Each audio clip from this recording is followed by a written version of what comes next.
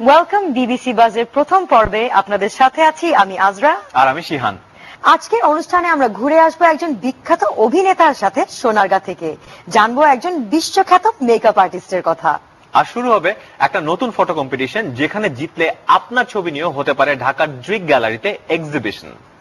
But first is this week's hit and miss, where we tell you about the best and worst of last week. আমাদের এই সপ্তাহের hit হচ্ছে Wisden cricketer magazine, কারণ ICC Shakib Al হাসানের ক্রিকেটীয় প্রতিভাকে গুরুত্ব না দিলেও এই ম্যাগাজিন সাকিবকে প্লেয়ার অফ দ্য ইয়ার হিসেবে স্বীকৃতি দিয়েছে। So congratulations to Shakib. Our miss this week is gold.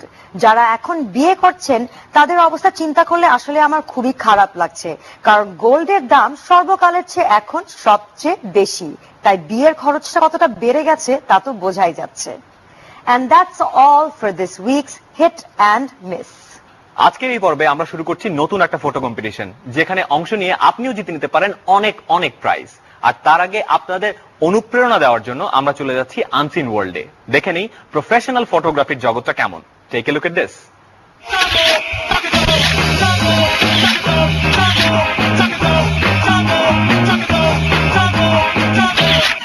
It's not about light, it's not about composition, it's not about good frame, it's about something else. যেটা communicate করতে পারবে, single একটা ছবি যখন একটা মানুষকে কমিউনিকেট করতে পারবে, ওইটাই ভালো ছবি।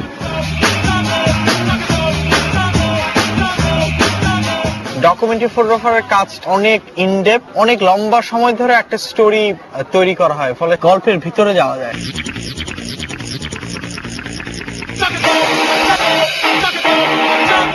ফ্যাশন ফটোগ্রাফি অবভিয়াসলি কমার্শিয়াল ফটোগ্রাফির একটা পার্ট, বাট আমি ওই ফ্যাশন ফটোগ্রাফিকে বেশি পছন্দ করি, এবং কনজিউমার এবং ক্লায়েন্টের মধ্যে যেই ব্রিজটা তৈরি করতে হবে, ওইটাই হচ্ছে মূল ফোকাস আমার কাছে। আমার কাছে মানুষের আবেগটা অনেক বেশি গুরুত্বপূর্ণ। ছোট্ট ছোট্ট গল্প, ছোট্ট ছোট্ট ইমোশন।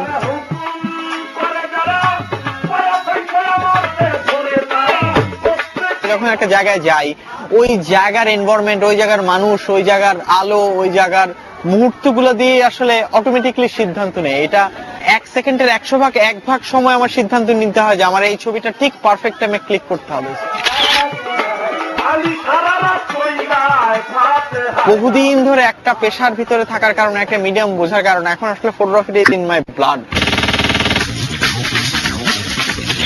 প্রোডাক্ট ফটোগ্রাফিতে যে জিনিসটা হয় সেটা হলো মানে প্রোডাক্টকে হাইলাইট করা, কিন্তু যেটা ফ্যাশন ফটোগ্রাফি সেটা যেহেতু মোস্ট অফ থিংস আর আউটফিট, কাপড় চোপড়, এটা অবশ্যই আমার কাছে এন্টারটেইনিং। আমি যেই কাজটাকে পছন্দ করি আমি ঠিক সেই কাজটাতেই ঢুকছি। আমার যেদিন এনজয়মেন্ট শেষ হয়ে যাবে সেদিন আমার ফটোগ্রাফি ছেড়ে দেবে। আমাদের জেনারেশন যারা ফটোগ্রাফার, যত বড় বড় ওয়ার্ল্ডে গ্লোবাল স্ট্যান্ডার্ডের যে নিউজ পেপার, ম্যাগাজিন, গ্যালারি আছে সেখানে কাজ করছে। ফলে আপনি একটা জায়গা থেকে চিন্তা করেন বাংলাদেশে কয়টা ডাক্তার বা কয়টা ইঞ্জিনিয়ার সেই গ্লোবাল স্ট্যান্ডার্ডে কাজ করছে। সেই জায়গা থেকে আমার কাছে মনে হয় ফটোগ্রাফির অনেক সম্ভাবনার জায়গা আছে।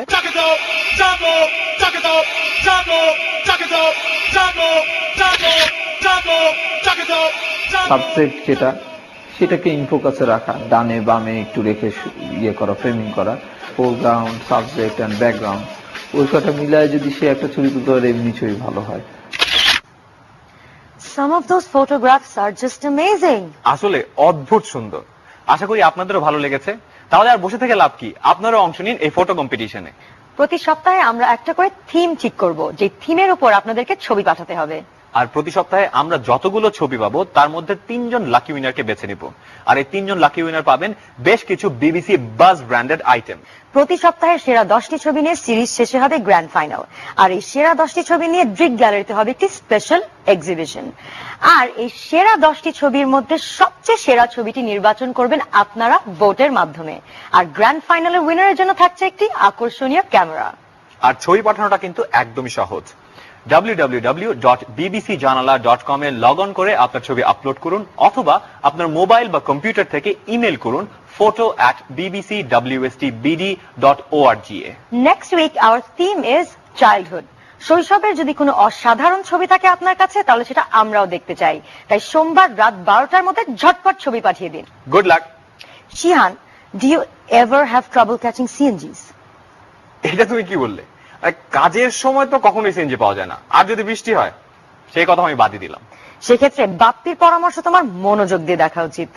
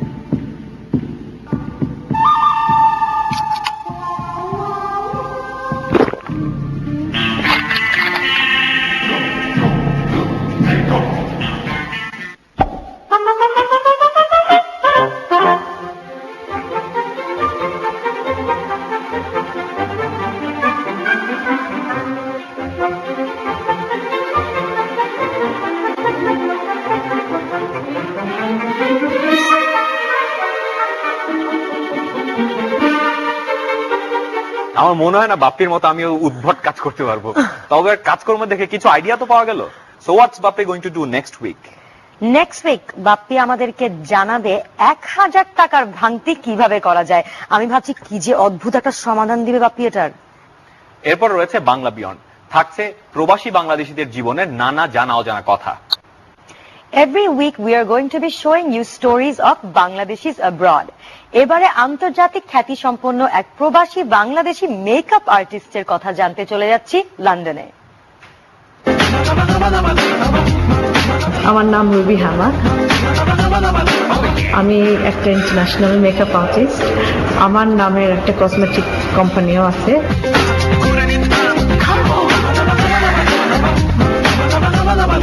পরের সপ্তাহে বাংলা বিয়ন্ডে আমরা আপনাদেরকে নিয়ে যাব ম্যাজিকের জগতে। মিস করাটা কিন্তু একদমই ঠিক হবে না। ব্রেকের পরে থাকছে সোনারগাঁ নিয়ে একটি সেলিব্রিটি রিপোর্ট, আর বর্তমানে অ্যারেঞ্জড ম্যারেজের কি অবস্থা তা নিয়ে থাকছে একটি বিতর্ক। এছাড়াও আমরা শুনবো উপলের গান। So see you, welcome back to BBC buzz with me Shihan and me Azra. অনুষ্ঠানের এই অংশে দেখবো আমরা কোন সেলিব্রিটির ফেভারিট জায়গা সোনারগাঁ। এছাড়াও দেখা হবে আমাদের নতুন কার্টুন হিরো রিঙ্কুর সাথে। কিন্তু এই সব কিছুর আগে থাকছে আমাদের আজকের বিতর্ক। আমাদের আজকের প্রশ্ন, অ্যারেঞ্জড ম্যারেজের কি কোনো অস্তিত্ব আছে? আমাদের সাথে এটা নিয়ে আলোচনা করার জন্য আছেন মোস্তফা শিবলি, যিনি বাংলাদেশের অন্যতম একটি ম্যাচ মেকিং কোম্পানির প্রধান, এবং আরো আছেন ঢাকা বিশ্ববিদ্যালয়ের গণযোগাযোগ ও সাংবাদিকতা বিভাগের assistant professor Sabrina Sultana. Welcome. Shibli, arranged marriage নিয়ে কিছু বলেন।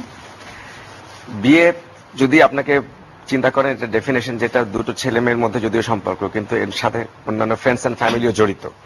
তো আমি মনে করি যে অ্যারেঞ্জ ম্যারেজটা এমনই একটা ম্যারেজ যে ম্যারেজের মধ্যে শুধু পাত্র পাত্রী জড়িত না, বাবা ফ্রেন্ডস এন্ড ফ্যামিলিকে ইনভলভ করেছে, যেন তারা সবাই মিলে এটাকে একটা কনসেনসাস ডেভেলপ করতে পারে, যেটার উপর ভিত্তি করে বিয়েটা হবে। সাবরিনা, আপনার এই marriage, love marriage, arrange marriage, এটা নিয়ে আপনার ভিউটা কি? আমার ভিউজটা হচ্ছে যে আসলে যেটা শিবলি ভাই বলছিলেন যে পরিবারকে এখানে সম্পৃক্ততা, কিন্তু তার আগে আমি মনে করি যে অনেক বেশি জরুরি যে দুটো মানুষ যারা মূলত দুটো ইউনিট এই বিবাহ প্রতিষ্ঠান থেকে প্রতিষ্ঠিত করার জন্য, তাদের মধ্যে মতের মিল বা তাদের মধ্যে এক ধরনের ইন্টারাকশনটা অনেক বেশি জরুরি পরিবারের আগে।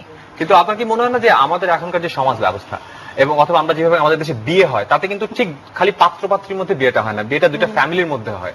সেইখানে আপনার কি মনে হয় না অ্যারেঞ্জ ম্যারেজটা অনেক বেশি ভূমিকা রাখে? আমাদের দেশে যেটা হয় যে সেটা আসলে পরিবারের মধ্যেই হয়, এবং এই পরিবারের চাপে যেটা হয় যে পরিবার একটা চাপিয়ে দেওয়া তাদের পছন্দ করা পাত্রপাত্রীর সাথে, এবং যেটা হয় যে সেই পাত্রপাত্রীকে যদি তার ভালো না লাগে এবং তার সাথে যদি কোনো মতের মিলও না হয়, এবং ওই পরিবার এবং সমাজের স্বার্থে সেই সম্পর্কটাকে আসলে সারা জীবন টেনে নিয়ে যেতে হয়, যে সম্পর্কে মূলত দেখা যায় যে পাত্রপাত্রী কেউই তারা মূলত সুখী হন না।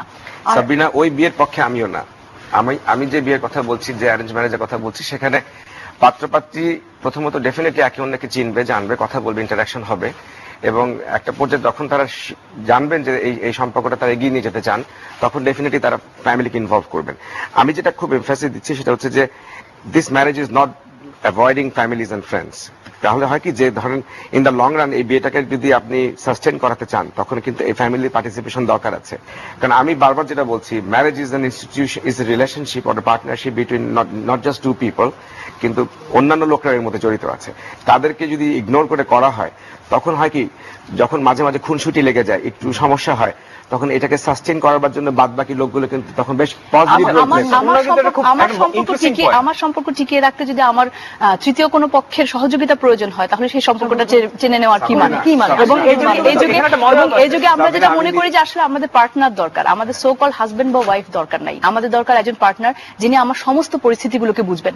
আমি একজন ওয়ার্কিং পার্সন, আমি এক্সপেক্ট করবো আমার পার্টনার আমার সমস্ত সিচুয়েশনগুলিকে বুঝবেন, যে আমি জব করতে গেলে বা আমার যে সিচুয়েশন সবকিছু শুনি বুঝবেন, এবং তারটাও আমি বুঝবো। ওই জায়গাটাতে আমাদের দুজন মানুষের বেসিক আন্ডারস্ট্যান্ডিংটা প্রয়োজন। সেটা আমি বুঝলাম, কিন্তু একটা জিনিস খেয়াল করে দেখুন যে শুধু বাংলাদেশে না, ইন্টারন্যাশনালি ম্যাচ মেকিং এজেন্সি অথবা ডেটিং এজেন্সি এটা কিন্তু একটা বিশাল একটা ব্যবসা। এটা যদি কাজই না করতো, যদি অ্যারেঞ্জ ম্যারেজের সিস্টেম যদি কাজই না করতো, তাহলে তো এরা ব্যবসাও করতে পারতো না। সেটা সম্বন্ধে আপনার কি মনে হয়? না, এরকম প্রচলিত আমাদের অনেক এজেন্সি অনেক কিছুই তো আছে, যেগুলি আমরা ট্র্যাডিশনাল কারণে বা আমাদের সংস্কৃতি বলে, আমাদের সমাজ বলে আমরা টেনে নিয়ে যাচ্ছি, কিন্তু সেখান থেকে যে আমাদের পরিবর্তন হবে না তা তো না। এবং এখন যেমন লাভ ম্যারেজ বা এই জিনিসগুলি কেন বাড়ছে? কারণ পরস্পর আগে যেটা ছিল আমাদের সমাজ ব্যবস্থার কথা যদি আমরা চিন্তা করি, এমনকি বিশ্ববিদ্যালয় পর্যায়ে পড়তে এসেও কিন্তু পরস্পরের সাথে কথা বলার পারমিশন ছিল না। শিক্ষকের পারমিশন নিয়ে ক্লাসের পুরুষ ছাত্রদেরকে নারী শিক্ষার্থীদের সাথে কথা বলতে হতো। কিন্তু এখন যেহেতু সেই ব্যারিয়ারগুলি উঠে গেছে, পরস্পরকে চেনা জানার সুযোগ কর্মক্ষেত্রে বা শিক্ষাক্ষেত্রে, এই সুযোগগুলো বাড়ার কারণে এখন পরস্পরকে জানার মাধ্যমে একটা সম্পর্কে জড়ানো যায়। তারপরেও ডেটিং এজেন্সি আমার বাঁধন.com এর মতো প্রতিষ্ঠানের দরকার আছে, কারণ এখনো বাংলাদেশের সমস্ত জায়গাতে সেই ওপেননেসটা ডেভেলপ করেনি। যে ছেলে মেয়েদের কথা বলছেন ইউনিভার্সিটিতে এসে করিডোরে দেখা হচ্ছে, সেই ছেলে মেয়ের সংখ্যা কিন্তু পার্সেন্টেজের তুলনায় খুব বেশি না। এর বাইরে একটা হিউজ পার্সেন্টেজ অফ ছেলে মেয়ে আছে। আমার শেষ প্রশ্ন সেটা হচ্ছে যে অ্যারেঞ্জ ম্যারেজ অথবা লাভ ম্যারেজ, ম্যারেজের আলটিমেট রূপটা কি হবে তাহলে? আমি বলছি এমন বিয়ের কথা যে বিয়েতে ইন্টারাকশনের জন্য, ইন্ট্রোডাকশনের জন্য ডেটিং এজেন্সি কিংবা প্যারেন্টস কিংবা ফ্যামিলির ভূমিকা থাকবে, কিন্তু সেটাই মুখ্য ভূমিকা না। এরা ইন্ট্রোডিউস করে দেবে। আলটিমেটলি পাত্র পাত্রী দুজনে who should be mature enough to be able to understand যে এরা একে অন্যের সাথে ম্যাচ করে কিনা। যদি করে তখন they will forward, take it forward. আমি এটা ঠিক উল্টো দিকটা বলছি, যে তারা আগে পরস্পরকে জানবেন। আমাকে কোনো প্রতিষ্ঠান বা কোনো ব্যক্তি, তিনি সম্পর্কে আমার যেই হন না কেন, আমার বাবা মা বা অন্য কেউ, তারা কোনো চাপিয়ে দেওয়া সম্পর্কে জড়াবেন না। আমি নিজে আমার সম্পর্ক ভার্চুয়াল রিয়েলিটি, সেটাই তো আমি বলছি, সেই ভার্চুয়াল রিয়েলিটিতে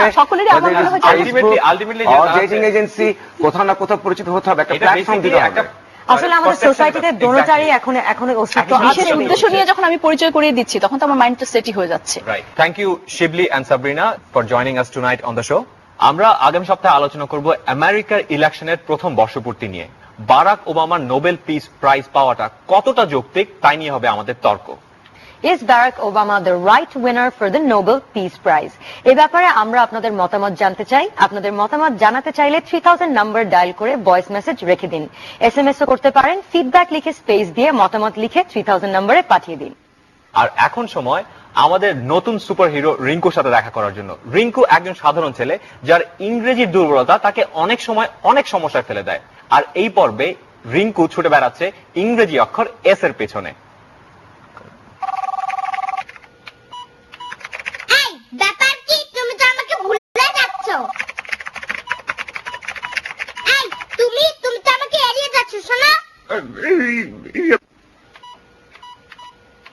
দেখো, তোমাকে সাবধান করে দিচ্ছি কিন্তু। এই নাও। আমরা কি এই যে স্বপ্ন দেখা বন্ধ করো। শোনো, ইমেল পাঠিয়েছো তুমি আমাকে? Please call mister Tanvi. He work from 9 to 5. He work? এটা কি হলো? আমরা কি ইংরেজিতে এভাবে বলি? He work? না sir. And what about this? What about this? He eat lunch at 1 o'clock. He eat? আমার মনে হয় আগামীতে যদি আবার আমাকে ইমেল পাঠাতে হয়, তোমাকে আবার একটু পড়াশোনা করতে হবে। কাল তোমার একটা পরীক্ষা নেব। হি ওয়ার্ক, হি ইট, না জানি এদেরকে কি শেখানো হয়। ও হাউ ফানি।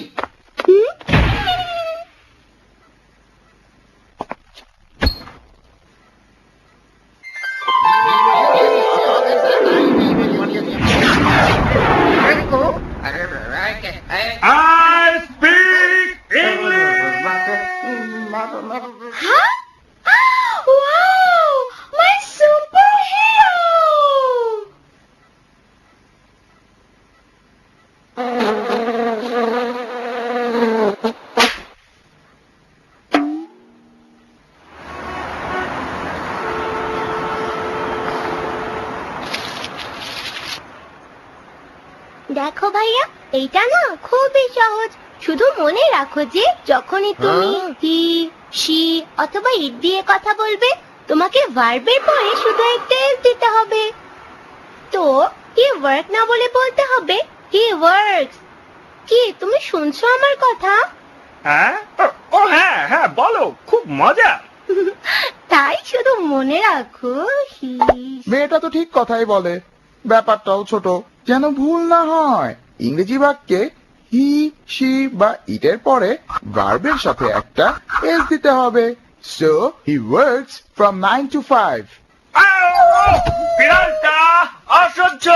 কি মনে রাখতে পারবে তো? হ্যাঁ, ব্যাপার না। এস তো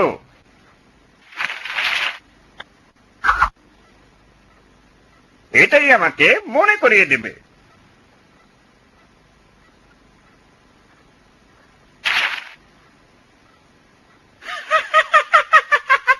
তো রিঙ্কু কি মনে রাখতে পারবে এস দিয়ে কি করতে হবে? পিঙ্কি কি অভিভূত হয়ে যাবে? তানভি সাহেব কি সন্তুষ্ট হবেন? এবং আমি কি করব? এই সব কিছু জানতে হলে দেখতে থাকো রিঙ্কুর পরবর্তী বিস্ময়কর অভিযান। আশা করি রিঙ্কু তার ইংরেজি অক্ষর এস নিয়ে আর কখনো ভুল করবে না। আপনারা যদি রিঙ্কুর সাথে আরো ইংরেজি শিখতে চান তাহলে আপনার মোবাইল থেকে ডায়াল করুন 3000 এবং শুনে নিন ইংরেজি শেখার অনেক নতুন নতুন উপায়। আপনারা অংশগ্রহণ করুন নতুন কুইজেস এবং কম্পিটিশনস গুলোতেও। আর আপনার মোবাইল বা কম্পিউটার থেকে www.bbcjanala.com এ লগ ইন করলে আপনি পেয়ে যাবেন ইংরেজি শেখার সমস্ত নতুন টিপস। এবারে দেখবেন সোনারগাঁ নিয়ে একটি সেলিব্রিটি রিপোর্ট। শিহান, চলো দেখে আসি কোন সেলিব্রিটির ফেভারিট জায়গা সোনারগাঁ। Let's do it.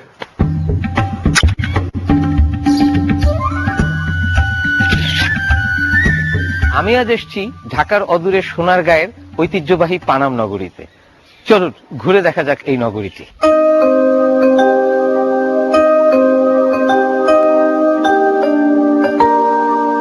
আমার অভিনয় এবং সাংবাদিক জীবনে পানাম নগরীর গুরুত্ব অনেক।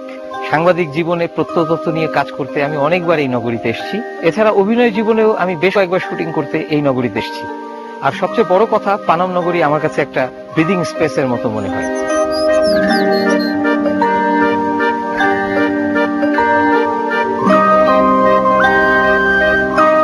আমার এখানে আসার একটা প্রধান উদ্দেশ্য সবসময় থাকে প্রকৃতির সাথে প্রত্নতত্ত্বের যে একটা মিশেল, সেটা এখানে আসলে খুব ভালো করে দেখা যায়।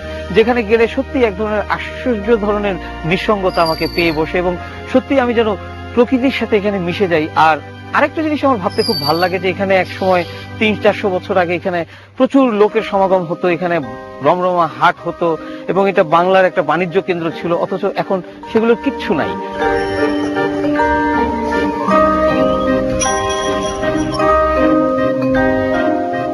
পানাম নগরীতে আসার আমার আরেকটি উদ্দেশ্য কিন্তু ছবি তোলা।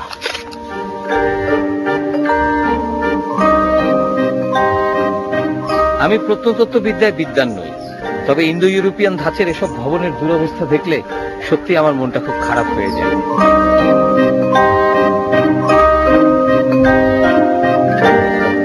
পানাম নগরীতে আছে জমিদার বাড়ি, আছে জমিদারের রংমহল, আছে লোকশিল্প জাদুঘর, আরো আছে মোগল আমলে তৈরি একটি সেতু। আর কি কি আছে আপনারাই এসে দেখে নিন।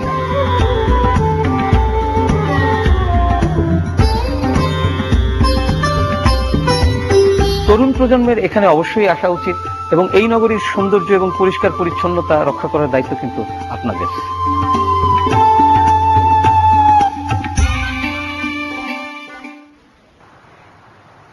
সোনারগাঁ আসলে খুবই সুন্দর একটা জায়গা। আমার তো মনে হয় সবার একবার না একবার তো যাওয়া উচিত, তাই না? ঠিক। এবার দি পালসে দেখে নি এই সপ্তাহে কোথায় কি কি হচ্ছে। নতুন রিলিজ হওয়া DVD, CD, books, music, events, exhibition এবং টেকনোলজির যত ধরনের খবর আপনাদের দরকার তার সবই থাকছে দি পালসে। প্রথমেই থাকছে সিনেমার খবর। যারা বাংলা চলচ্চিত্র দেখেন তারা মুখ মুখোশ নামটির সাথে নিশ্চয়ই পরিচিত। মুখ মুখোশের সবচেয়ে ইন্টারেস্টিং ব্যাপারটা হলো যে এটা বাংলা চলচ্চিত্রের প্রথম সবাক চলচ্চিত্র। 53 বছর আগে রিলিজ হলেও এর ডিভিডি পাওয়া যাচ্ছে এখন। তাই যারা পুরনো বাংলা ছবি পছন্দ করেন তাদের অবশ্যই এই ডিভিডিটি সংগ্রহ করা উচিত। আপনি যদি তরুণী হন এবং আপনার যদি স্টার হবার ইচ্ছা থাকে তাহলে আপনার সামনে একটা বিরাট সুযোগ রয়েছে। আগামীকাল বিবিসির ধারাবাহিক নাটকের প্রধান চরিত্রের জন্য ওপেন অডিশন হতে যাচ্ছে। আপনার বয়স যদি 20 থেকে 30 বছরের মধ্যে হয়, আপনি যদি বাংলা এবং ইংরেজিতে ফ্লুয়েন্ট হন এবং আপনার যদি মনে হয় আপনার টিভি স্টার হওয়ার সেই যোগ্যতা এবং ইচ্ছে আছে, তাহলে আগামীকাল অবশ্যই সকাল 10টা থেকে সন্ধ্যা 6টার মধ্যে চলে আসুন ঢাকার মহাখালীতে ব্র্যাক সেন্টারে, যেখানে অডিশন হবে। Good luck to you. Bengal গ্যালারিতে শুরু হচ্ছে নতুন একটি এক্সিবিশন, যেখানে বাংলাদেশ, কানাডা এবং জার্মানি থেকে শিল্পীরা প্রদর্শনী করবেন তাদের ভিডিও ইনস্টলেশন এবং ডিজিটাল প্রিন্টস। এক্সিবিশন শেষ হবে 27 অক্টোবর। ইদানিং কিন্তু প্রায় গাড়ি চুরির কথা শোনা যায়, আর এই গাড়ি চুরি থামাতে আপনারা সাহায্য নিতে পারেন জিপিএস টেকনোলজির। গাড়িতে ছোট্ট একটা ডিভাইস বসিয়ে নিন, যেটা আপনার চুরি যাওয়া গাড়ির লোকেশন আপনাকে জানাবে এবং অনেক দূর থেকে আপনি গাড়ির ইঞ্জিনটাও বন্ধ করে দিতে পারবেন। সো আপনার জন্য ভালো খবর হলেও চোরদের জন্য কিন্তু একদমই না। এই ছিল বিবিসি বাজের প্রথম পর্ব। পরের সপ্তাহে আপনারা জানবেন বাংলাদেশের সেরা সাফারের কথা, আপনাদের পছন্দের এক সেলিব্রিটির চোখে দেখবেন পুরনো ঢাকা, আর আপনাদের পাঠানো ছবি নিয়ে আমাদের ফটো কম্পিটিশন তো থাকছেই। বিদায় নিতে নিতে শুনবো উপলের একটি গান, যদি এনে দাও। See you next week at 9:20 PM on ATN Bangla. আবার দেখা হবে।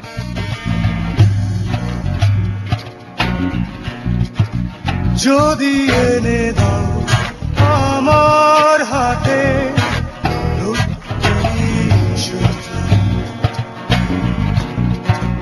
অন্য হাতে ধূসর হলুদ অর্ণের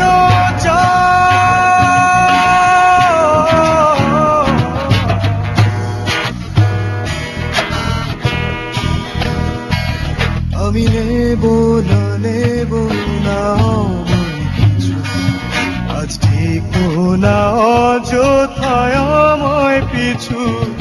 আমি নেব না এমন কিছু, আজ দেখো না অযথায় আমায় পিছু। আমি চাই হারাতে তোমাকে,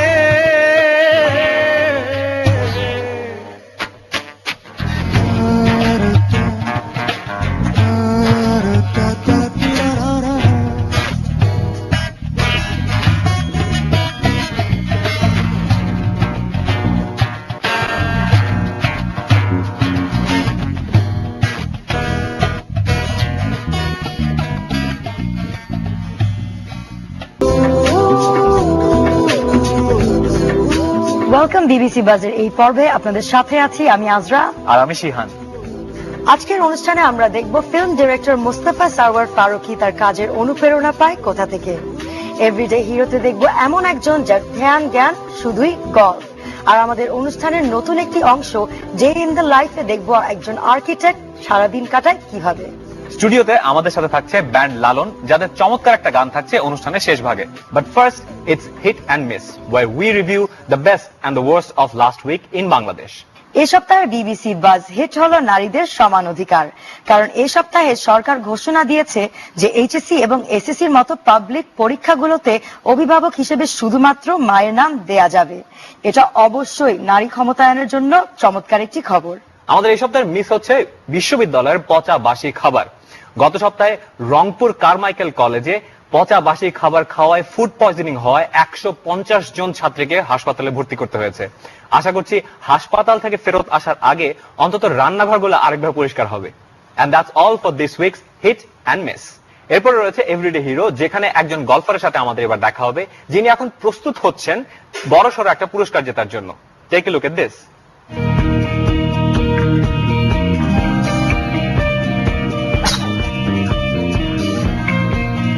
আমি মোহাম্মদ সিদ্দিকুর রহমান, আমি বাংলাদেশের প্রথম ইন্টারন্যাশনাল টুর্নামেন্ট বিজয়ী গলফার। আসলে গলফ ক্লাবে আসার উদ্দেশ্য ছিল যে লেখাপড়ার খরচটা চালানো। যখন খেলাটা শুরু করি তখন তো কোনো কোচ ছিল না। ন্যাশনাল টিমে আসার আগে ন্যাচারাল যেটা ছিল, গড গিফটেড যেটা ছিল, ওটা দিয়ে আমরা একটা লেভেলে আসছি। আমাকে 1999 সনে ন্যাশনাল টিমের প্লেয়ার হিসেবে নেওয়া হয় এবং তখন আমাকে স্পেশাল মেম্বারশিপ দেওয়া হয় কুমিটোলা গলফ ক্লাবের পক্ষ থেকে। যখন আমরা সোশ্যাল গলফ হিসেবে খেলতাম, যে তখন কিন্তু আসলে ইকুইপমেন্ট অ্যাভেলেবেল ছিল না। সপ্তাহে একদিন খেলতাম, একটা স্টিক দিয়ে আমরা 5 জনে খেলতাম। আমি 2001 সনে আমাদের বাংলাদেশে যে বাংলাদেশ ওপেন হয়, প্রথম বাংলাদেশি চ্যাম্পিয়ন হই।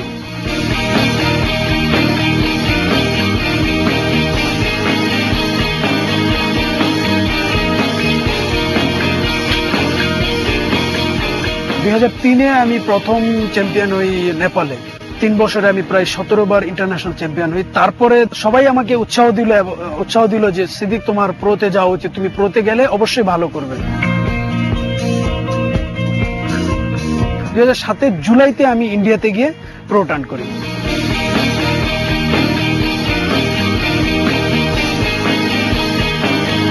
আমার নেক্সট টার্গেট হচ্ছে এই বছরের ভিতরে আমি একটা এশিয়ান টুর টুর্নামেন্ট চ্যাম্পিয়ন হব।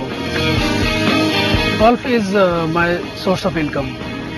ইন্টারন্যাশনাল মার্কেটে এখন আমাদের বাংলাদেশের আরো 3 জন প্রফেশনাল প্লেয়ার ইন্ডিয়াতে পার্টিসিপেট করছেন।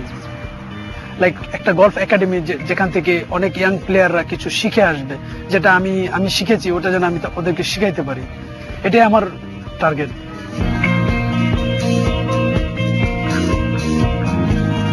আসলে টাইগার উড এবং ওয়ার্ল্ড ক্লাস টপ প্লেয়ারদের তো মানে আগে আমাদের চিন্তাও ছিল না যে তাদের সাথে খেলবো। আমি ইন্ডিয়া এবং এশিয়ান ট্যুরে খেলে যেটা আমি এখন পাইলাম, ইউরোপ ট্যুরে এবং পিজিএ ট্যুরে খেলা কোনো অসম্ভব কিছু না, ওটাও সম্ভব। তো আমার আলটিমেট গোল হচ্ছে যে আমি ইউএস পিজিএ ট্যুরে খেলবো।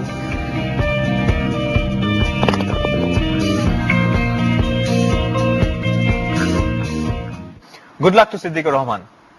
আজরা, তোমাকে কখনো জানতে ইচ্ছা করে যে বিভিন্ন পেশার মানুষজন তাদের কাজের জন্য সারাদিন কি কি করেন? জানতে তো ইচ্ছা করে। কিছু কিছু মানুষ আছে মনে হয় কি যদি মাছি হয়ে আশেপাশে ঘুরতে পারতাম।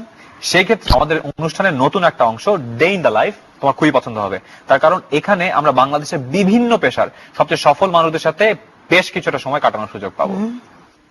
এই সপ্তাহে স্পেনের বার্সেলোনায় অনুষ্ঠিত হচ্ছে বিশ্ব আর্কিটেকচার উৎসব, আর তাই আমরা চলে যাচ্ছি বাংলাদেশের অন্যতম সফল আর্কিটেক্ট কাশিফ মাহবুব চৌধুরীর সাথে কিছুটা সময় কাটাতে। Take a look at this.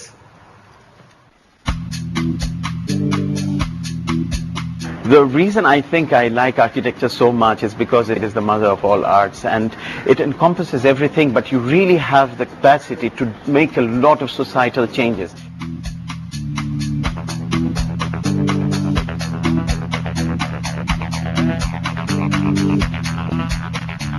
So my day usually starts at 9, and then I come here and we have a 5-minute standing meeting.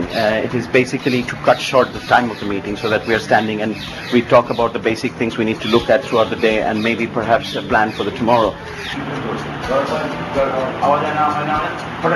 And if I have a site visit, I usually do it in the afternoons because that's the way I avoid a bit of the traffic also. I like to work in a quiet way, so the whole day is usually spent with my own things and my sketches and my own things at my desk. If I'm looking for a new recruit, basically the basic degree that one needs is bachelor's, and personally I think degrees are not enough. So আমরা যখন আমাদের এখানে কেউ join করে, আমার জন্য খুব important হয় যে তার চিন্তা ভাবনাটা কি, whether the horizon has broadened or not. Competitions are also good breaks for young architects or young people, and then it gives them the exposure they need with minimum portfolio, but they can go into large projects. I think a dream project is to design a city and everything in it. That would be a dream project, because then you can really change a lot of the things that are not right perhaps, or you can make it better. এরপরে day in the লাইফে আমরা সারাটা দিন কাটাবো sell বাজারের ফাউন্ডারের সাথে। Computer এবং টেকনোলজির প্রতি যাদের আগ্রহ আছেন তাদেরকে বলছি, মিস করলে আপনার লস। এখন সময় সাপ্তাহিক ফটো কম্পিটিশনের ফলাফলের। Last week the theme of the photo competition was celebration. উদযাপন নিয়ে আমরা বেশ অনেকগুলো ছবি পেয়েছি, সেখান থেকে চুজ করেছি 3টি, আর এই 3 জন পুরস্কার হিসেবে পাচ্ছেন বাস branded items. So who's the first winner this week? আমাদের এই সপ্তাহে সেরা 3টি ছবির প্রথমটি পাঠিয়েছেন ঢাকার বংশাল থেকে ফয়েজ উদ্দিন জনি। এটি পুরনো ঢাকার ঘুড়ি উৎসবের অন্যতম একটি ঐতিহ্যবাহী ছবি। ফ্রেমিং, কম্পোজিশন ছাড়াও ছবিটার আলাদা একটা বক্তব্য ছিল, যে কারণে এটি আমাদের সেরা 3টি ছবির একটি হিসেবে নির্বাচিত হয়েছে। Congratulations to Johnny. So who is our second winner of this week, Azra? আমাদের দ্বিতীয় ছবিটি পাঠিয়েছেন ঢাকা থেকে নাবিদ বিন শাখাওয়াত। চারুকলা তোলায় এই ছবিটি নতুন প্রজন্ম এবং স্বাধীনতা, এই দুটি বিষয় ফুটে উঠেছে খুবই সুন্দরভাবে, এবং চমৎকার কম্পোজিশন তো বটেই। অভিনন্দন Nabid. So who's the first prize winner this week? আমাদের এই সপ্তাহে সেরা ছবিটি, অর্থাৎ যেটি চলে যাচ্ছে আমাদের গ্র্যান্ড ফাইনালে, যা প্রদর্শিত হবে দৃক গ্যালারিতে, সেটি এসেছে অভিজিৎ নন্দীর কাছ থেকে। রমনাথের দীপাবলি উৎসবে তিনি ছবিটি তুলেছেন। শান্তির আলোকবর্তিকা নামে এই ছবিটা দেখলেই কেমন যেন একটা শান্তি শান্তি অনুভূতি আসে। আর ছবিটা তোলার পেছনেও অনেক মুন্সিয়ানার ছাপ রয়েছে। তাই অভিজিৎকে অভিনন্দন আমাদের দ্বিতীয় সিরিজ গ্র্যান্ড ফাইনালিস্ট হওয়ার জন্য। Next week, the theme of the photo competition is water. আপনার কাছে যদি পানির কোনো ছবি থাকে, সেটা হতে পারে সাগরের পানি, নদীর পানি কিংবা ট্যাপের ওয়াটার, তাহলে সেটা আমরা দেখতে চাই। আপনারা www.bbcjanala.com এ লগ অন করে ছবি আপলোড করতে পারেন, অথবা আপনাদের মোবাইল বা কম্পিউটার থেকে ইমেলও করতে পারেন photo@bbcwstbd.org এ। আপনাদের ফটো কম্পিটিশনের একটি নিয়ম আরেকবার মনে করিয়ে দিতে চাই। আমাদের কাছে আপনাদের পাঠানো অনেক ছবি আমাদের বাতিল করে দিতে হচ্ছে শুধুমাত্র অনেকেই ইন্টারনেট থেকে অন্যের ছবি ডাউনলোড করে পাঠিয়ে দিচ্ছেন বলে। আমাদের এই কম্পিটিশনের জন্য শুধুমাত্র আপনারা আপনাদের নিজেদের তোলা ছবি পাঠান, আর ছবি পাঠাতে হবে সোমবার রাত 12টার মধ্যে। Good luck. শিহান, তুমি কি বিয়ে করেছো? না তো। কখনো কি বাসা ভাড়া নিয়েছো? আমি কখনো নেইনি, তবে বন্ধুদের কাছে শুনেছি যে ব্যাচেলর হিসেবে বাড়ি ভাড়া নেওয়া মোটামুটি অসম্ভব একটা ব্যাপার। তাহলে চলো চলে যাই এমন একজনের কাছে যে সবকিছুর সমাধান দিতে পারে। দেখি বাপ্পি কি বলে এই বিষয়ে। বাড়িওয়ালারা মনোযোগ দিয়ে দেখুন।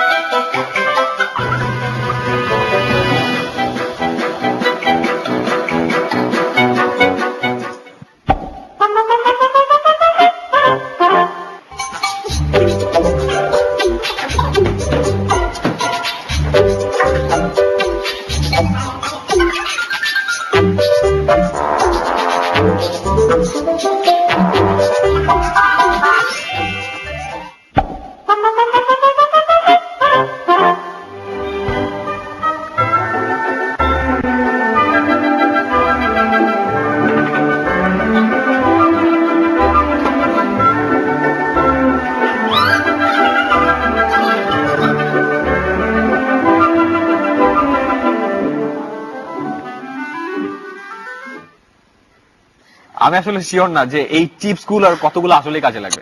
So what's Bappi going to do next week?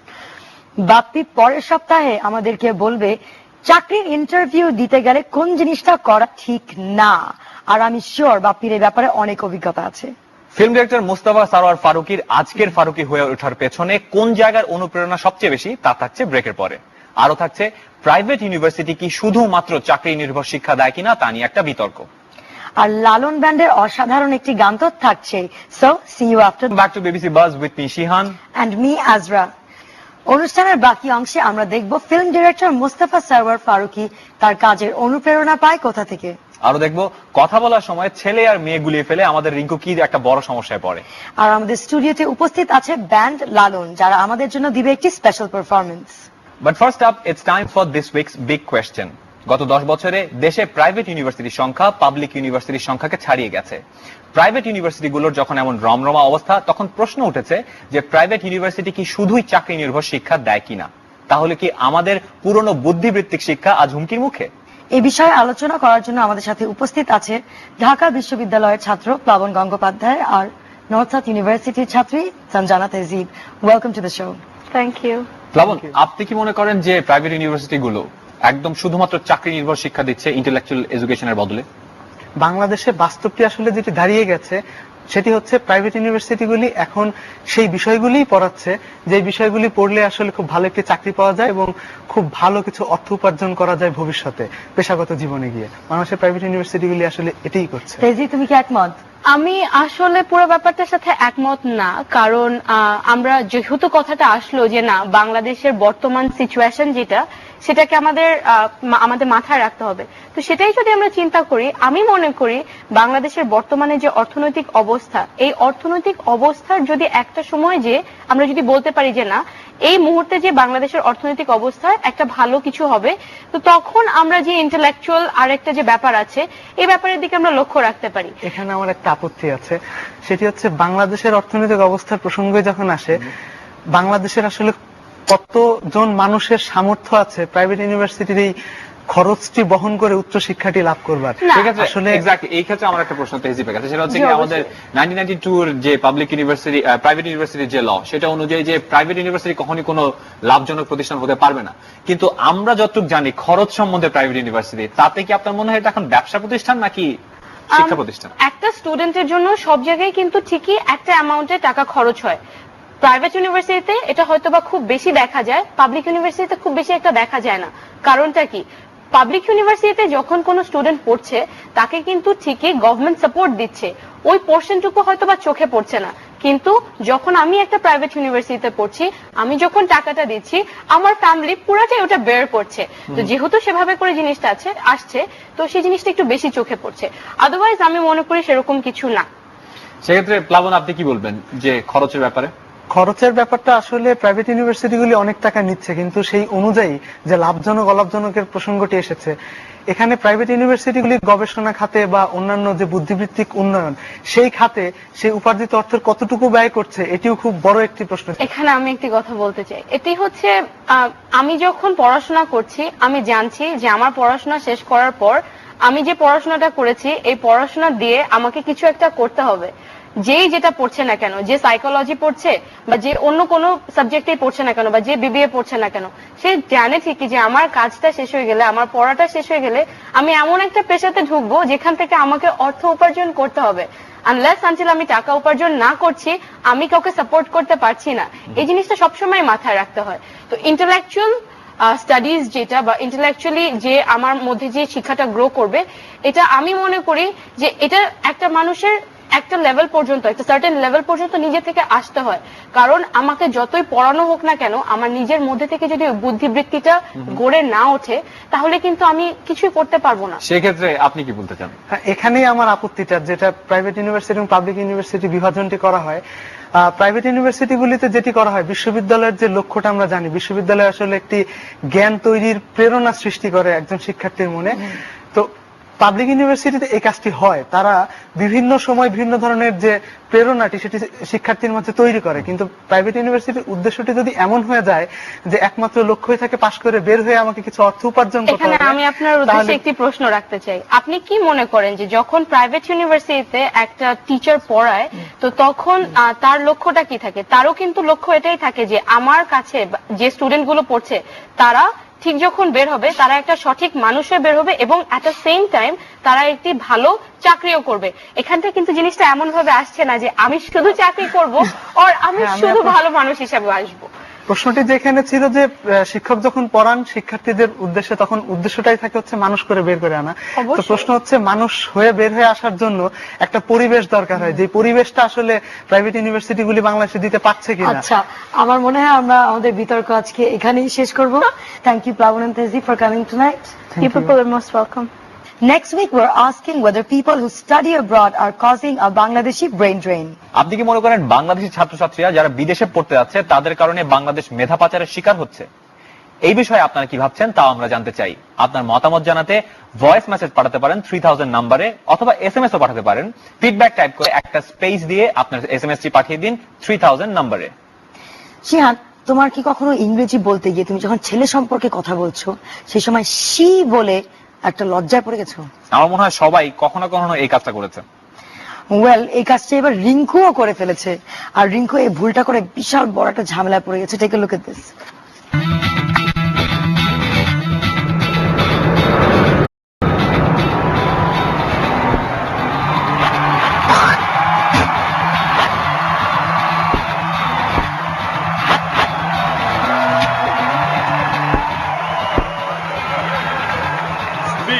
ইংল্যান্ডের পক্ষে বল করতে শুরু করেছেন।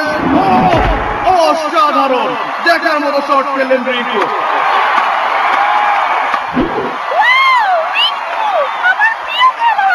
আজ এই লর্ডস লিগের সব আক্রমণকে চূর্ণ বিচূর্ণ করে চলেছেন রিঙ্কু। রিঙ্কু, প্রতিভা দিয়ে। বাবা ঘুমাতে যা। কাল অফিসে কাজ করতে হলে রাতে বিশ্রাম দরকার তোর। ভুলে যাস না, বিদেশ থেকে ক্লায়েন্ট আসবে তোর কাছে। বাবা আর মাত্র কয়েকটা ওভার, দেখি তোমার মাকে জিজ্ঞেস করো।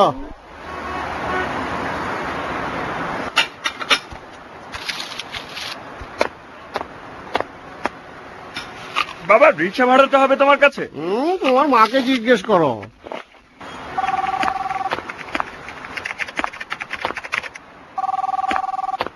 Good morning, Miss Pinky. We have a visit from a foreign guest.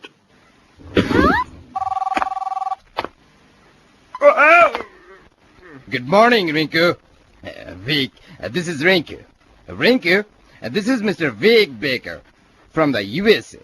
It's his first visit to Bangladesh. Hello, Rinku. Pleased to meet you. Hello, pleased to meet you, Mr. Baker. Hello? Hello? Rinku, বেকার সাহেবকে অফিসের সবার সাথে পরিচয় করিয়ে দাও, আমি একটু কলটা সেরে আসছি। এক্সকিউজ মি, মিস্টার বেকার। Hello, Mr. Baker, this is Pinky. Pinky, this is Mr. Vic Baker. She's from the USA. Huh? She? Oh, no, he's from the USA. It's her first visit to Bangladesh. Her? Oh, no, it's his first visit to Bangladesh. Hello, Pinky. Pleased to meet you. Pleased to meet you too, Mr. Baker. oh no! I speak English! He's Mr. Tanvi. It's his company. And that's Pinky. She works here with me, and I'm her hero. Wow, Rinku, my superhero!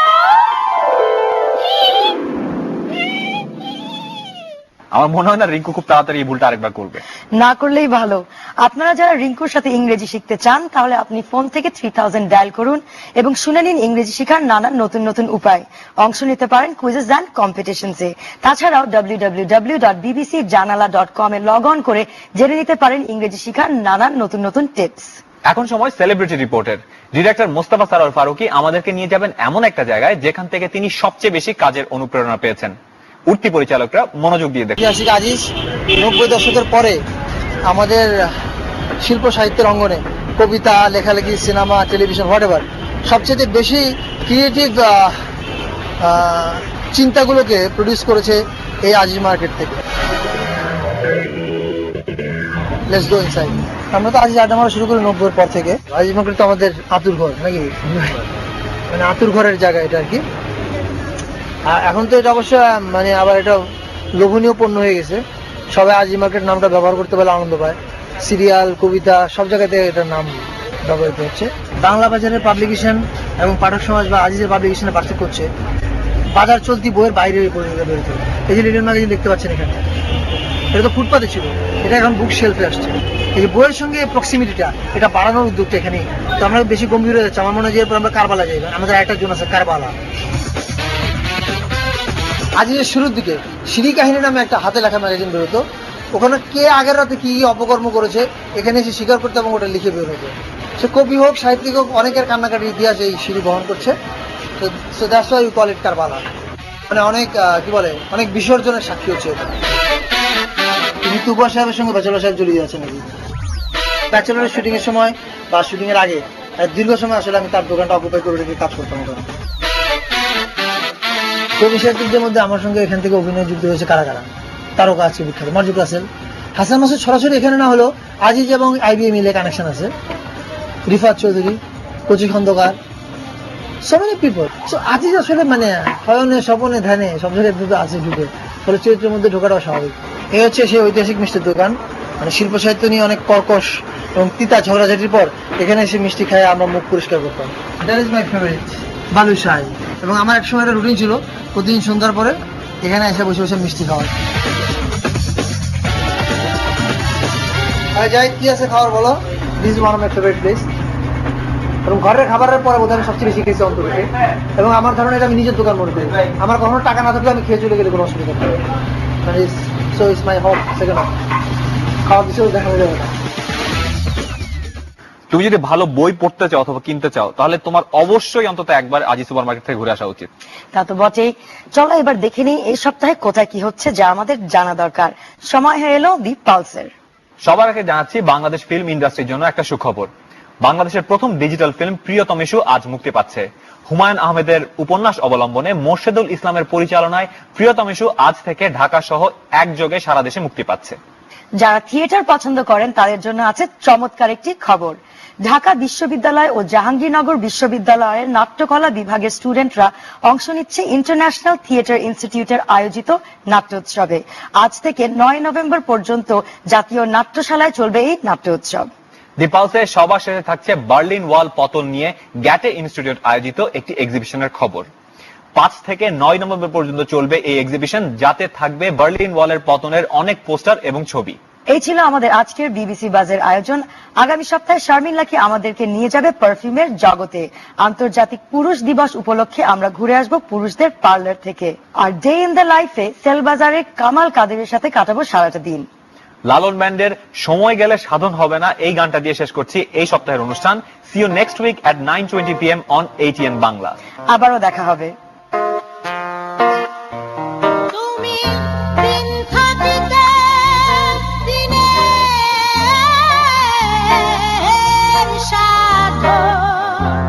কেন করলে না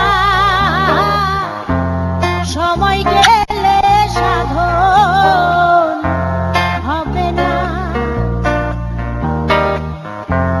সময় গেলে সাধন হবে না।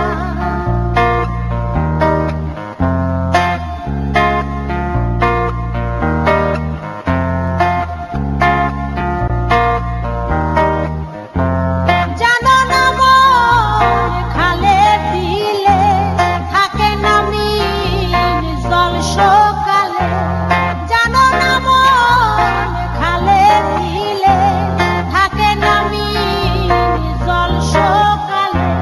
কি হবে আর বাধার দিলে শুকনা মোহনা, সময় গেলে সাধন হবে না, সময় গেলে সাধন হবে না।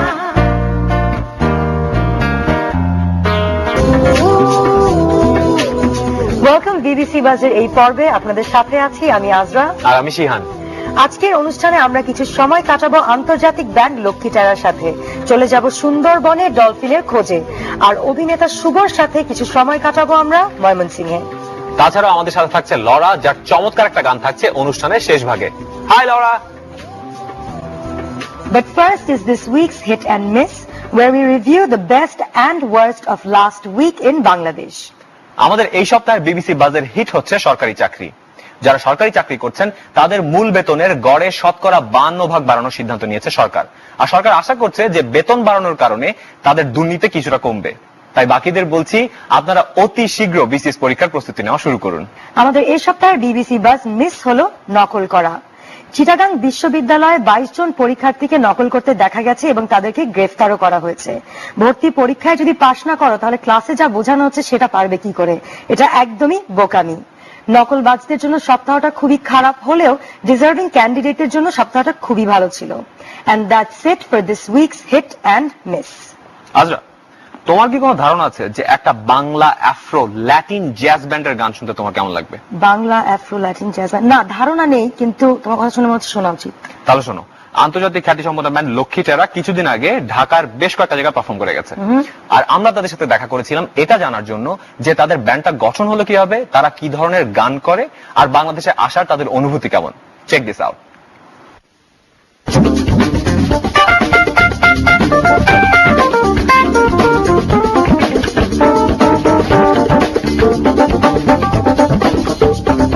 আমি এসেছি বাংলাদেশে একটা ব্যান্ডের সাথে লক্ষ্মীতারা।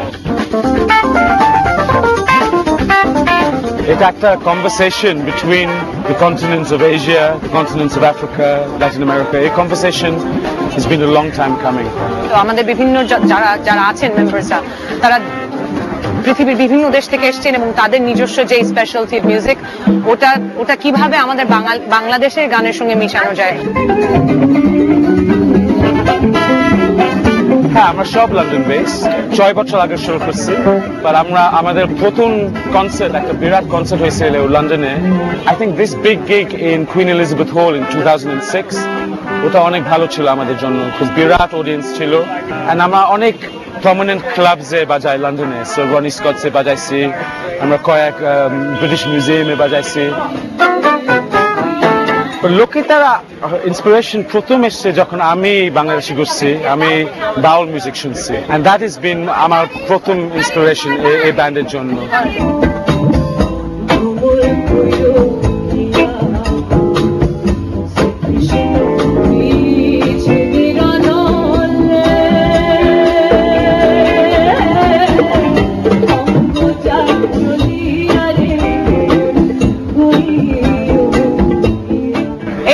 আমাদের অনেক কিছু সৌভাগ্য, বাংলাদেশের অডিয়েন্স থেকে অনেকই ভালো রেসপন্স পেয়েছি আমরা। So far so good.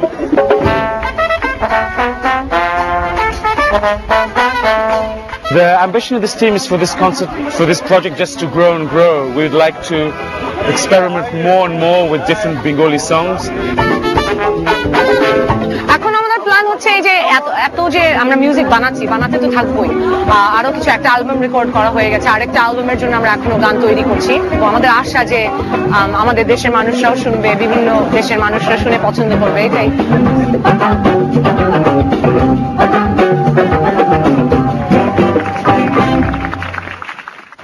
They're such a cool band. Dhaka থাকার সময় তো পারফরমেন্স দেখতে পারিনি, কেন জানি মনে হচ্ছে লাইভে মারাত্মক হবে। সেটা জানতে হলে তোমার অপেক্ষা করতে হবে যতদিন পর্যন্ত না তারা আবার ঢাকা ফেরত আসছে। আরেকটা কাজ করতে পারো, একটা প্লেনে করে লন্ডন চলে যাও। এটা একটু বেশি বেশি বলে ফেললা না, লন্ডন চলে যাও। কিন্তু আমরা যদি আশেপাশে কোনো জায়গায় যেতে চাই তাহলে সেটা সম্ভব, আর আমাদের নেক্সট ফিল্ম সেই জায়গাটা নিয়ে। শিহান, তুমি কখনো সুন্দরবনে ডলফিনস দেখেছো? শুনেছি যে সুন্দরবনে ডলফিন আছে, কিন্তু নিজে দেখার সৌভাগ্য এখন হয়নি। সেক্ষেত্রে আমাদের এবারের আনসিন ওয়ার্ল্ড দেখে তোমার সুন্দরবনে যাওয়ার ইচ্ছাটা ডেফিনেটলি বেড়ে যাবে। Take a look at this.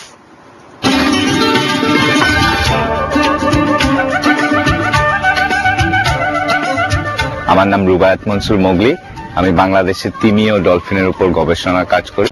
Sundarban এদের একটা ফ্যান্টাস্টিক আবাসস্থল। বাংলাদেশে এখন পর্যন্ত আমরা 8 প্রজাতির ডলফিন এবং তিমি খুঁজে পেয়েছি। সোয়াচে প্রধানত 3 রকমের ডলফিন আমরা দেখতে পাই, বটল নোজ ডলফিন, আর এর পাশাপাশি স্পিনার ডলফিন আর স্পটেড ডলফিনের গায়ে ফোটা ফোটা আছে, আর এদের পাশাপাশি একটা বড় তিমির দল আছে আমাদের। ইরাবতী ডলফিন সারা পৃথিবীতে যতগুলো আছে তার থেকে বেশি শুধুমাত্র বাংলাদেশে আছে, সেটা একটা ফ্যান্টাস্টিক ব্যাপার। এখানে এত গাছের পাতা পড়তেছে এবং লবণ পানি মিষ্টি পানির মিশ্রণে যে একটা ফ্যান্টাস্টিক মাছের খাবার তৈরি হচ্ছে, সেই কারণে সুন্দরবনে ডলফিন গুলা সবসময় দেখতে পাওয়া যায়।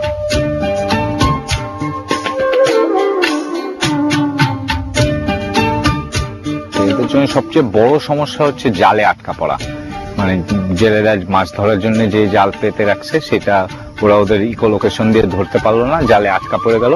সো জালে আটকা পড়লে ও আর পানির উপরে আসতে পারলো না, ও নিঃশ্বাস নিতে পারলো না, দম বন্ধ হয়ে ওখানে মরে গেল। এই জন্য আমরা চেষ্টা করতেছি জেলেদেরকে বোঝানোর যে যদি আপনি বুঝতে পারেন যে আপনার জালে একটা ডলফিন আটকা পড়ছে, তাহলে সাথে সাথে ওকে তুলে ফেলেন, তুলে ওকে ছেড়ে দেন।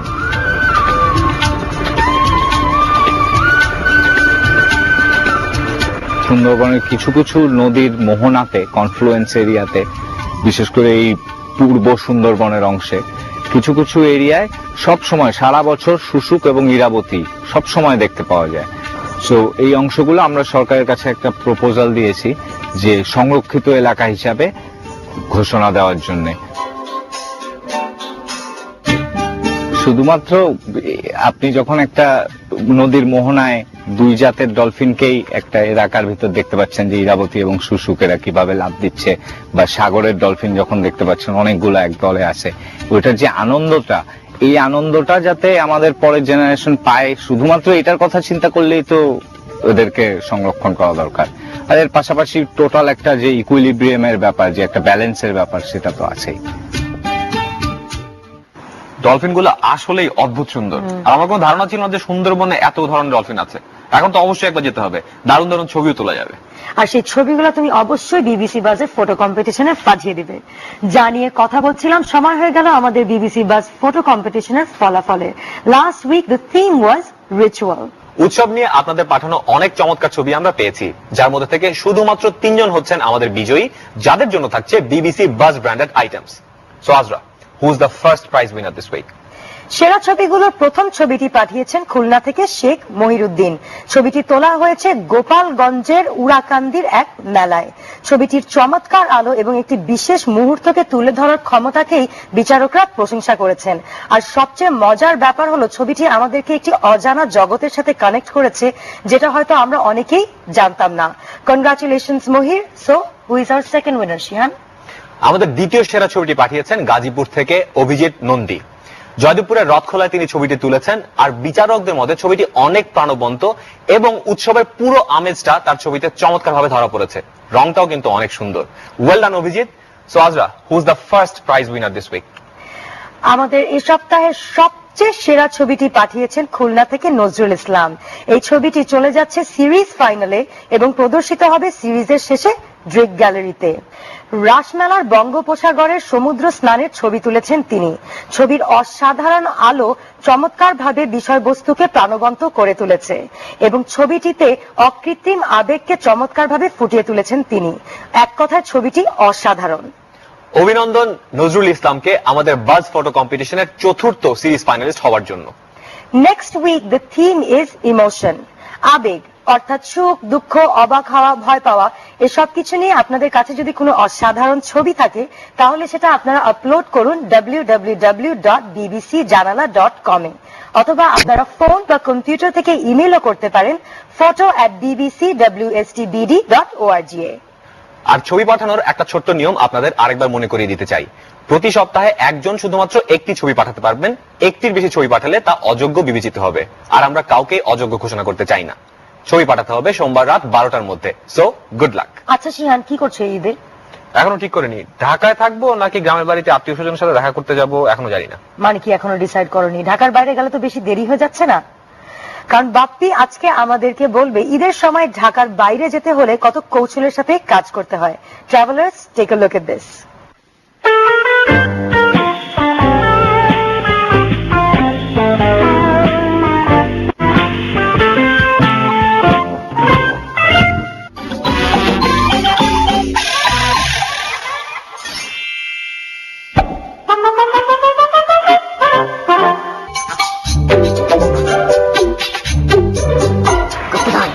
দুই ভরা মোহর টিকেটের রঙে যেতে পারতো যদি সাথে যান টিকেট দেয় নাকি আমাদের 50-50 শেয়ার আপনার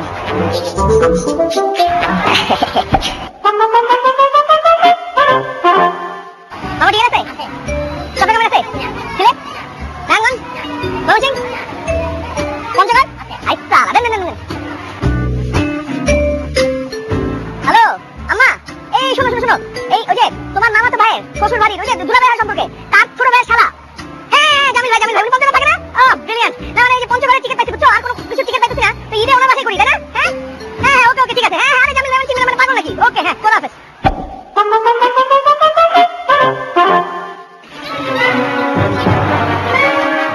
এই बच्चों बैठो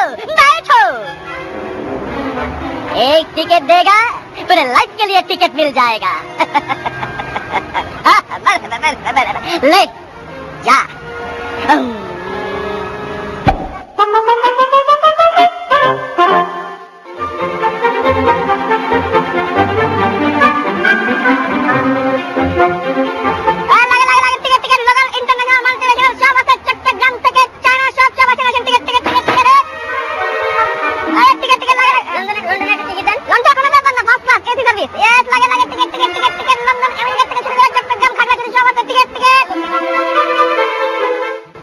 দেখলে তো, আর কিছু জানার আছে তোমার?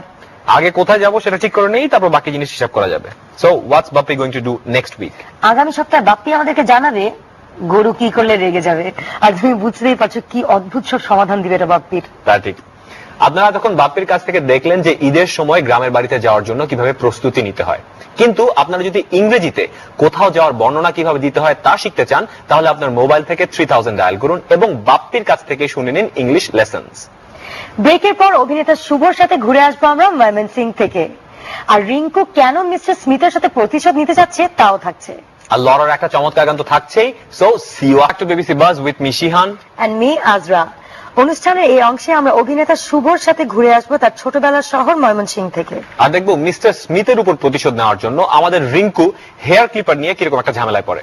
আর আমাদের স্টুডিওতে উপস্থিত আছেন লরা। অনুষ্ঠানের শেষে শুনবো তার একটি গান। But first up, it's time for this weeks debate. আমরা এই সপ্তাহে আলোচনা করব যে বাংলাদেশের সংস্কৃতির উপরে বলিউড কোনো আগ্রাসন চালাচ্ছে কিনা। গত কয়েক দশকে বলিউড বাংলাদেশের সংস্কৃতিতে অবিচ্ছেদ্য অংশ হয়ে দাঁড়িয়েছে। এই হিন্দি সিরিয়ালগুলো অনেকেই পছন্দ করে, আর গত কয়েক মাসের একটি সার্ভেতে দেখা গেছে শীর্ষ 20টি চ্যানেলের মধ্যেই 10টি ভারতীয়। এছাড়া আমাদের গানেও ইদানিং দেখা যায় বলিউডের অনেক বড়সড় প্রভাব, আর বাংলাদেশে অনেক সিনেমাও কিন্তু বলিউডকে নকল করে বানানো হয়। তাই আমরা আলোচনা করছি আজকে যে এটা কি বিশ্বায়ন এবং অন্য সংস্কৃতির সাথে আমাদের সংস্কৃতি শেয়ার করার একটা সাধারণ প্রক্রিয়া, নাকি আমাদের সংস্কৃতির উপরে বলিউডের বড়সড় একটা আগ্রাসন। Joining us on the debate are Aditya Kabir, an advertising professional, and Anima Roy, a singer and cultural activist.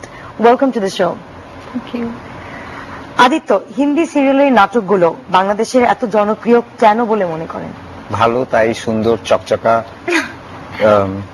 ছবি ভালো, অ্যাক্টিং ইন্টারেস্টিং, মানুষগুলি দেখতে সুন্দর, শুধু তাই, এই যথেষ্ট? চাকচিক্য করলেই সব হয়ে গেল? টিভি সিরিয়াল আমি কি দেখবো? গভীর ফিলোসফি। মিডিয়া তো আমাদের শেখাবার জায়গা, তাই না?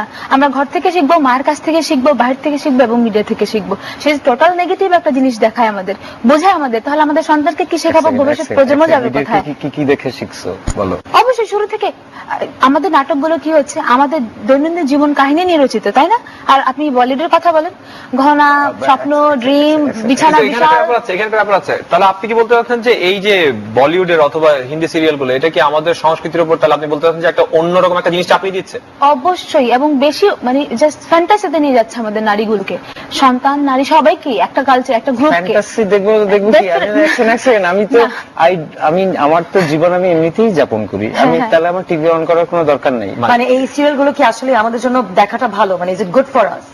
হ্যাঁ, ভালো তো, মানে ভালো খারাপের কিছু নাই। এটা যদি এন্টারটেইনমেন্ট হয় তাহলে আমি মেনে নেব। এন্টারটেইনমেন্ট তো এন্টারটেইনমেন্টই, রাইট? এন্টারটেইনমেন্ট যদি সেটা নেগেটিভ হয়, যদি আমাদেরকে স্বপ্নের বাসিন্দা বানিয়ে ফেলে, বাস্তবতা থেকে অনেক দূরে নিয়ে যায়, তাহলে তো আমি ধূম্রপান করতে, মানে আমি তো চলতে পারবো না, হোঁচট খাবো পদে পদে। এক সেকেন্ড, কয়েকটা ক্লাসিক্যাল জিনিসের কথা বলি। সে ইউ টেক মহাভারত। মহাভারত কি ফ্যান্টাসি না রিয়ালিটি? এইগুলো কিন্তু আমাদের শিক্ষা দিচ্ছে, কিন্তু আমরা কালিতে বসবাস করি না, আমরা মহাভারতে বসবাস করি না, আমরা বাস্তবতার মানুষ। তারপরে যদি আমরা আরো পরে আসা শুরু করি, সে হুমায়ুন আহমেদের যে হিমু, আপনি এই তো ঘুরে ফিরে বাংলাদেশে আসছেন, সব জায়গায় যাবো, সব জায়গাতেই যাবো, wherever you go। যে আমি যদি এখন ব্রুস লির এন্টার দি ড্রাগন দেখি, এন্টার দি ড্রাগন কি রিয়ালিটি না? আচ্ছা, কি মনে হয় আমাদের নাটক অথবা আমাদের অ্যাক্টর অ্যাক্ট্রেসদের কোনো ক্ষতি হচ্ছে? জানি না, প্রোটেক্টেড আগে ওনারা অনেক কোনো ভালো কম্পিটিশন ছিল না, কিছু না যে ক্ষতিগ্রস্ত হচ্ছে। ওনার সঙ্গে আমি কম্পিটিশন করি, আমার সঙ্গে উনি কম্পিটিশন করে, তারপরে উনি জিতে, উনি খুব খুশি, আমাকে হারাই দিচ্ছে। ভালো ভালো মডেল আছে, এত ভালো ভালো সিনেমা অ্যাক্ট্রেস আছে, কিন্তু তাদের ছবি না আসে ঐশ্বরিয়া বা আমাদের আপনি আপনার দর্শককে কিন্তু কখনো ডিরেক্ট করতে পারবেন না যে তুমি এটা দেখো, এটা দেখো না। এটা কিন্তু ওর চয়েসের ব্যাপার। আপনি এটাকে কন্ট্রোল করবেন কিভাবে? ডেফিনেটলি আমাদের যে মিডিয়ার মাধ্যমগুলো আছে সেগুলোকে আরেকটু আপডেটেড করতে হবে। ধরে আমি যে শিক্ষাগুলো দিচ্ছি, এখন আমাদের এই সিরিয়ালগুলো কি হচ্ছে, মায়েদেরকেই যদি আমরা বিপথে নিয়ে যাই, তাহলে সন্তানকে শিক্ষাটা কি দিব? আমি একটা ছোট প্রশ্ন করি, আপনি টিভি কি ইউনিভার্সিটি? ইউনিভার্সিটি আমি কিন্তু লেকচার দিচ্ছি না, না আমি বলি, আমি যখন I turn on my TV, আমি এখানে বসে কিন্তু বিনোদনের জন্য, আমি কিন্তু ক্লাস দেখার জন্য বসি না। হিন্দি যত টিভি চ্যানেল আছে সবগুলো কিন্তু বাংলাদেশে দেখা যায়, কিন্তু সেই ক্ষেত্রে বাংলাদেশি কোনো টেলিভিশন চ্যানেল কিন্তু ইন্ডিয়াতে দেখা যাচ্ছে না। এত মিটিং বসছে, এত আলোচনা বসছে, কিন্তু ইন্ডিয়া কোনোদিনও মেনে নিবে না। কারণ হচ্ছে ওরা চায় না, ওদেরও প্রাণে ভয় আছে যে আমাদের কালচার, আমাদের নাটক, আমাদের মিডিয়া অনেক ডেভেলপড, আমাদের সিঙ্গারদের কথা চিন্তা করেন, আমাদের রবীন্দ্র চর্চার কথা চিন্তা করেন। আমি কদিন আগে দিল্লিতে প্রোগ্রাম করে আসলাম, অডিয়েন্স কেঁদেছে আমাদের গানে, আমাদের পারফরমেন্স, আমাদের কালচারাল অনেক ডেভেলপ। এক সেকেন্ড, এখানে কোনো প্লুরালিটি নাই। আমি গিয়ে গাইলে ওই দর্শকগুলি ঢিল মারতো। কিন্তু অথচ কি It's করছে not একটা because গ্রুপ যে একটা গ্রুপ আমাদের culture Validated- it's because you sing well. কোয়েশ্চেনটা কিন্তু ছিল যে সেই ক্ষেত্রে কি হবে যে আমাদেরটা যে অ্যালাউ করছে না, আপনার পয়েন্ট অফ ভিউটা কি সেটার ব্যাপারে? আমি the last I know is যে আমাদের স্যাটেলাইট চ্যানেলগুলি কলকাতায় দেখা যায় না। এক সাইড থেকে যদি আপনার দেখার অপশনটাই না থাকে তাহলে তো in a way it's not cultural sharing, it's cultural domination, তাই না? Oh yes, India is a big country. India would dominate. My They have goodness, আপনি more কি money. বলছেন? মেনে নিচ্ছেন they will dominate us and আমরা এটা accept করে নিব? তোমার কি কোনো গারো টিভি চ্যানেল আছে, চাকমা টিভি চ্যানেল আছে? আসবে, আজ নেই তো কাল আসবে। হ্যাঁ, we are waiting for this, আমরা Oh, করছি। good. তাহলে আজ নয় তো কাল ইন্ডিয়াতে আমাদের টিভি দেখা যাবে। It's the same way. এটা কোনো কথা না। আমরা যদি মনে করেন সেক্ষেত্রে সরকারের কোনো রোল থাকা উচিত কালচারাল শেয়ারিং এর ব্যাপারটা। অবশ্যই তো আমাদের বলাটাকে শক্তভাবে আইনত-ভাবে স্ট্রংলি যে বিশ্বের দরবারে যে সরকার দিয়ে কালচার কন্ট্রোল করার কথা এর আগে অনেকবার শোনা গেছে। একবার রাশিয়ানরা করার চেষ্টা করছিল, ওয়েস্টার্ন কোনো কিছু ঢুকবে না, আমার big Soviet Union, very Soviet Union now, কুল নাই। আমাদের আজকের বিতর্ক আমরা এখানেই শেষ করছি। Thank you Aditya and Anima for joining us on the show tonight. Thank you. আমাদের আগামী পর্বের ঈদ স্পেশালে আমরা আলোচনা করব বাংলাদেশিদের কি রসবোধের অভাব আছে কিনা। Don't miss it. আর এখন সময় আমাদের রিঙ্কু এই সপ্তাহে কি করছে তা দেখে নেওয়ার জন্য। মিস্টার স্মিথের উপর প্রতিশোধ নেওয়াটা যতটা সহজ মনে হয়েছিল ততটা সহজ নয় কেন, তাই দেখবো এখন। Take a look at this. I hope you enjoy the conference. Thank you. সকলকে অনেক ধন্যবাদ। ব্যাপার সবাই হাসছে কেন? আমি তো ভাবলাম ভালোই শুরু করেছিলাম।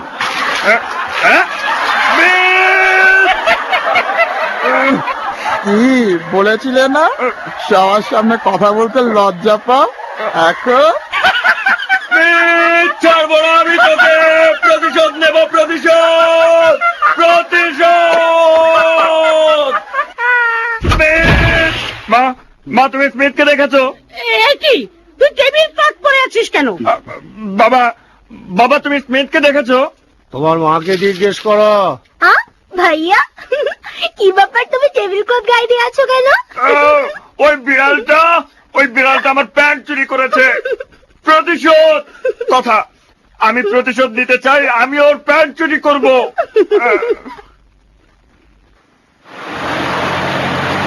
আমি সবচেয়ে শক্তিশালীটা চাই।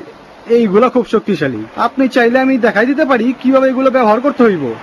অবশ্য নির্দেশাবলীটা ইংরেজিতে লেখা। এটাই আমি নেব, নো প্রবলেম।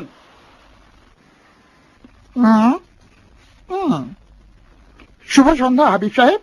রিঙ্কুকে কোথাও দেখা গেল? তোমার মাকে জিজ্ঞেস করো। প্রতিশোধ। স্মিথ, এবার সময় এসেছে প্রতিশোধ নেবার।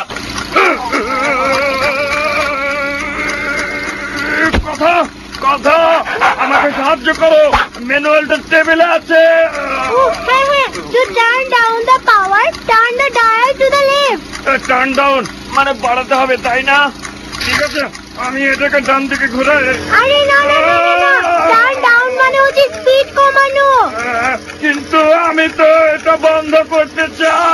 ও আচ্ছা, to turn off, pull the switch down. আরে আমি চালু করতে চাই না, আমি এটা তো চালুই আছে। আরে না না, টার্ন অফ হচ্ছে বন্ধ করা। বিষয়টা বেশ জটিল, তাই না? টার্ন অন হচ্ছে চালু করা, টার্ন অফ হচ্ছে বন্ধ করা, টার্ন আপ হচ্ছে বাড়ানো এবং টার্ন ডাউন হচ্ছে কমানো। ফ্রেজাল ভার্বস গুলো একটু জটিল, কারণ এর কোনো হুবহু অর্থ নেই। অর্থাৎ এগুলো কোনো শাব্দিক অর্থ মিন করে না। এগুলো সত্যিই গুরুত্বপূর্ণ এবং একটি বাক্যের অর্থকে অনেকটা ইফেক্ট করে। যখন এই সব শব্দের নোট তৈরি করবে তখন উদাহরণস্বরূপ একটি বাক্য তৈরি করবে, তাতে কাজটা খুবই সহজ হবে। মনে রেখো সঠিক ফ্রেজাল ভার্ব যেন ব্যবহৃত হয়। উদাহরণস্বরূপ, Rinku wants to turn off the power. রিঙ্কুর ভাগ্যটা আসলেই খারাপ, ডোন্ট ইউ থিংক? তা খুব একটা ভুল বলনি। আপনারা যদি রিঙ্কুর সাথে আরো ইংরেজি শিখতে চান তাহলে আপনার মোবাইল থেকে 3000 ডায়াল করুন এবং শুনে নিন ইংরেজি শেখার অনেক নতুন নতুন উপায়। অংশ নিন নানা কুইজ এবং কম্পিটিশনে। এছাড়া আপনি ইংরেজি শেখার জন্য যা যা চান তা পেতে চলে যান www.bbcjanala.com এ। শিয়ান, তুমি বড় হয়েছে কোথায়? ঢাকায়। আমার ঢাকা তোমার ফেভারিট জায়গা? জি না, আমার সবচেয়ে পছন্দের জায়গা হচ্ছে বান্দরবন। কারণ এটা অনেক সুন্দর একটা জায়গা, এছাড়া আমার অনেক আত্মীয় স্বজন আছেন আর আমি ছোটবেলা অনেকবার গিয়েছি।